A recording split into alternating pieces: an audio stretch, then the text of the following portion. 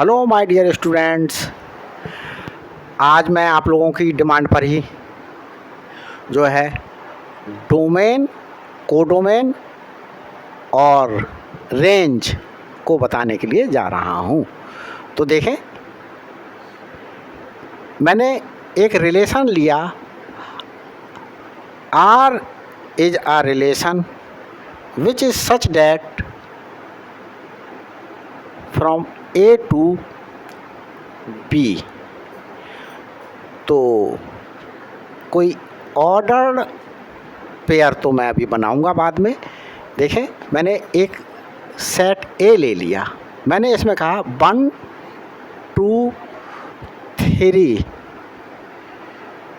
4 elements इस set A में belong कर रहे हैं। अब मैं B एक सेट ले रहा हूँ। ये एलिमेंट P और Q से बना हुआ है। अब मैं इसका अगर कार्टेशियन प्रोडक्ट लूँ, A कार्टेशियन प्रोडक्ट B, तो मेरे पास 1, P से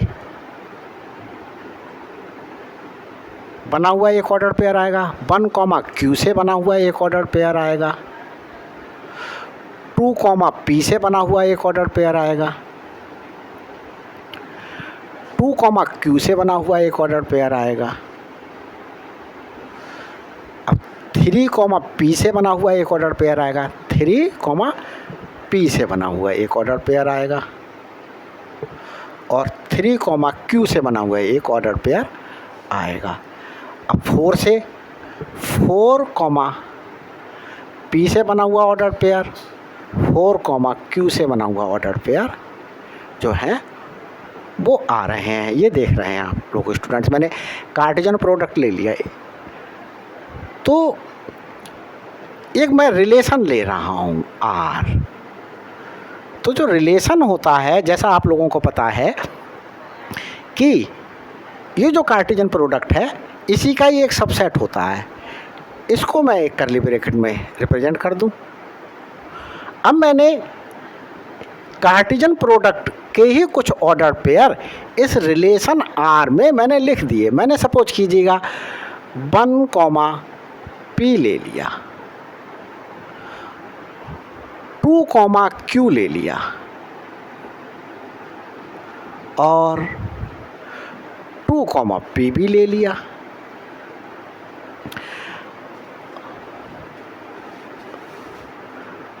और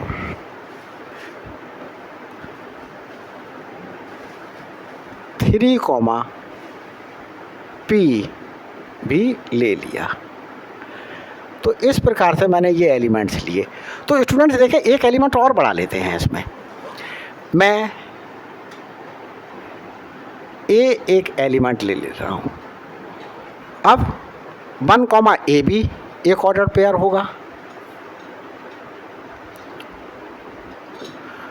2, A भी एक ऑर्डर पेयर होगा, 3, A भी एक ऑर्डर पेयर बिलोंग करेगा इसमें, एंड 4, A भी एक ऑर्डर पेयर बिलोंग करेगा। तो स्टूडेंट्स, मैंने इस कार्टेशियन प्रोडक्ट में से कुछ ऑर्डर पेयर को इस रिलेशन R में ले लिया। तो देखें, 1, P ये बिलोंग कर रहा है, 2, Q ये बिलोंग कर रहा है, 2, P ये बिलोंग कर रहा है, 3, P स्टूडेंट्स 3, P ये बिलोंग कर रहा है। तो देखें, 1, P इस कार्टेशियन प्रोडक्ट में कंटेन कर रहा है, 2, Q is content in the Cartesian product of set A and B, and 2, P भी कंटेन कर रहा है, 3, P भी कंटेन कर रहा है। तो जब इस सेट के सारे एलिमेंट्स, ये ऑर्डर पेयर इस सेट के लिए एलिमेंट्स हो गए, तो क्या कर रहे हैं, इस कार्टेशियन प्रोडक्ट में कंटेन कर रहे हैं। तो मेरे लिए ये पता चल रहा है कि R जो रिलेशन है वो सबसेट है A कार्टेशियन प्रोडक्ट बी। तो देखें, सबसे पहले मैं आपके लिए डोमेन, इसको एक फिगर से शो कर रहा हूँ, डायग्राम शो कर रहा हूँ। मैंने कहा एक रिलेशन आर है, ये सेट ए है, ये सेट बी है। इस सेट ए में बिलोंग कर रहे हैं 1 2 3 4 और बी में बिलोंग कर रहे हैं पी क्यू एंड ए। तो देखें यहाँ इस रिलेशन में क्या बिलोंग कर रहा है, 1, P बिलोंग कर रहा है। इट मीन्स 1 जो है वो P से रिलेटेड है। 2, Q बिलोंग कर रहा है, 2 Q से रिलेटेड है। 2, P बिलोंग कर रहा है तो 2 P से भी रिलेटेड है। 3, P 3 P से रिलेटेड है। तो स्टूडेंट्स देखें, अब डोमेन किसे कहेंगे हम? Domain of R. इस डोमेन ऑफ आर को स्टूडेंट्स इस तरीके से भी रिप्रेजेंट कर सकते हैं, डोमेन ऑफ आर। तो डोमेन ऑफ आर वही एलिमेंट्स लिए जाएंगे सेट ए में से जो बी के साथ क्या कर रहे हैं, रिलेटेड हैं। स्टूडेंट्स इस चीज़ के लिए एक बार और देख लें कि ये जो P है वो इस 1 की R इमेज है। P is R image of 1 and 1 is pre-image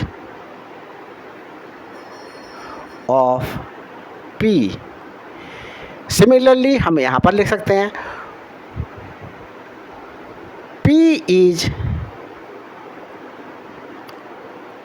R image of 2 and 2 is pre-image, pre-R image कह दें, pre-R image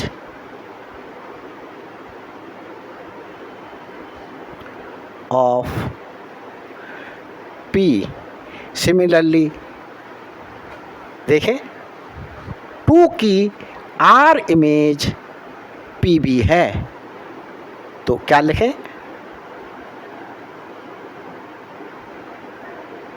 Q is R image of 2 and 2 is pre-image, pre-R image of Q। 3 के लिए भी देखें, P is R image of 3 and 3 is pre-R image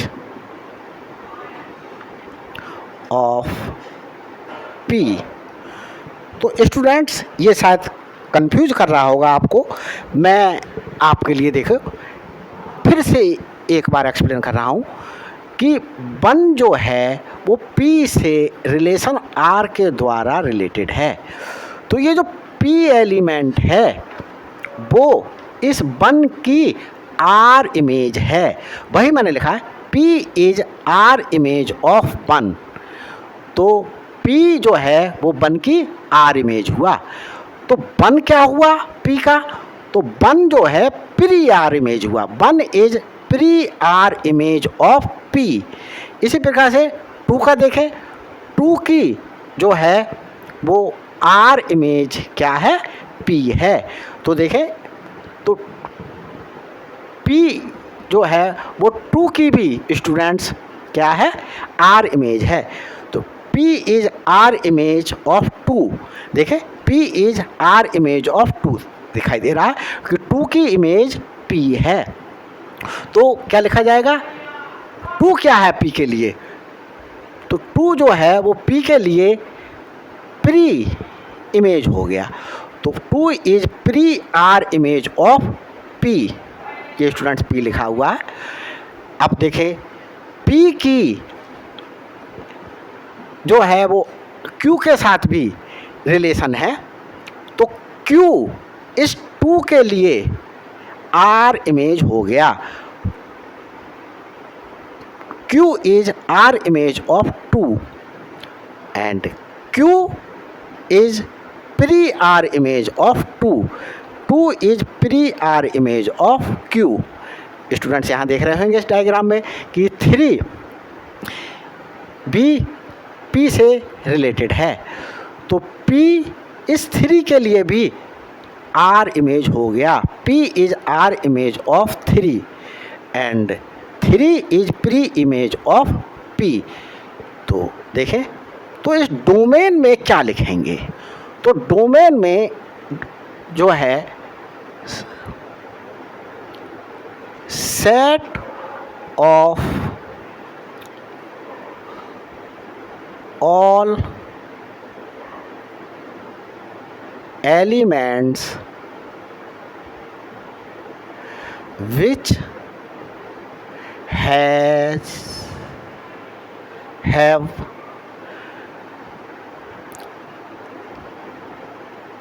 R image। तो R image students ये आप देख रहे हैं, R इमेज 1 की है P और 2 की है P और 3 की है P और 2 की है Q। तो स्टूडेंट्स इस प्रकार से देख रहे हैं कि हम इस सेट में कौन से एलिमेंट्स इस सेट के एलिमेंट से किसी से रिलेटेड हैं। तो यहाँ स्टूडेंट्स मैं देख रहा हूँ 1 रिलेटेड है, 2 रिलेटेड है, 3 रिलेटेड है। तो इनसे बना हुआ सेट जो है वो डोमेन कहलाएगा इस रिलेशन आर के लिए। ये 4 छूट गया, छूट जाने दीजिएगा क्योंकि इसकी कोई भी आर इमेज नहीं है, ये 4 किसी से भी रिलेटेड नहीं है। तो स्टूडेंट्स इस प्रकार से ये डोमेन डिफाइन हुआ। डोमेन के बाद मैं आपके लिए दिखाऊं कि रेंज क्या होगा। रेंज ऑफ आर, तो range of R students the set of elements, the set of elements which are R image। तो यहाँ देखें P1 की आर इमेज है, P2 की भी आर इमेज है, P3 की भी आर इमेज है। तो ये रेंज में P आएगा और Q सिर्फ 2 की आर इमेज है, तो ये आएगा। इन शॉर्ट आप समझना चाहें तो इस सेट B के वही एलिमेंट्स रेंज में लिए जाएंगे जो क्या है, रिलेशन आर के द्वारा सेट ए के एलिमेंट से रिलेटेड हैं। तो मैंने P और Q ही रिलेटेड दिखाए हैं, तो मैंने P और Q ले लिए। और डोमेन में सिर्फ वही एलिमेंट्स लिए जाएंगे जो क्या होंगे, बी सेट के एलिमेंट से आर रिलेटेड होंगे, मतलब रिलेशन आर के द्वारा क्या होंगे, रिलेटेड होंगे। तो यहाँ देख रहे हैं 1, 2 और 3 ही रिलेटेड है, तो डोमेन में ये 1, 2, 3 ही आ गए। ऐसा हो सकता था कि ये 4 भी रिलेटेड हो, अगर ये 4 भी रिलेटेड हो जाता तो ये पूरा सेट ए ही डोमेन ऑफ आर हो जाता। इसी प्रकार से देखें, यहाँ देख रहे हैं हम, ये ए एलिमेंट किसी भी एलिमेंट की आर इमेज नहीं है, तो ये एलिमेंट छोड़ दिया गया। अगर ये एलिमेंट होता है यहाँ पर किसी एलिमेंट की आर इमेज, तो क्या कर दिया जाता, इसे भी यहाँ लिखा जाता, तो नहीं है इसलिए इसके लिए छोड़ दिया गया। अब मैं आपके लिए कोडोमेन बताता हूँ।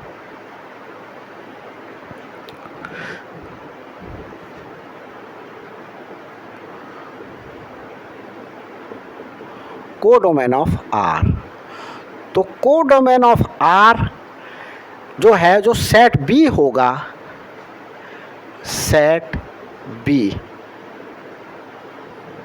चाहे एलिमेंट कोई आर इमेज रख रहा हो या ना रख रहा हो, वो सारे के सारे एलिमेंट्स से बना हुआ सेट जो है वो ही कोडोमेन कहलाएगा। तो इस प्रकार से स्टूडेंट्स, जो आपका डाउट था कि डोमेन और रेंज और कोडोमेन क्या होती है, मैं समझता हूँ कि ये क्लियर हो गया होगा। अगर क्लियर नहीं हुआ है तो प्लीज़ इस वीडियो को बार बार देखिएगा ताकि ये क्लियर हो जाए। प्लीज़ सब्सक्राइब कीजिएगा मेरे चैनल को, शेयर कीजिएगा और लाइक कीजिएगा ताकि बहुत से स्टूडेंट्स जो हैं वो इस चीज़ का फ़ायदा उठा सकें। Thank you very much.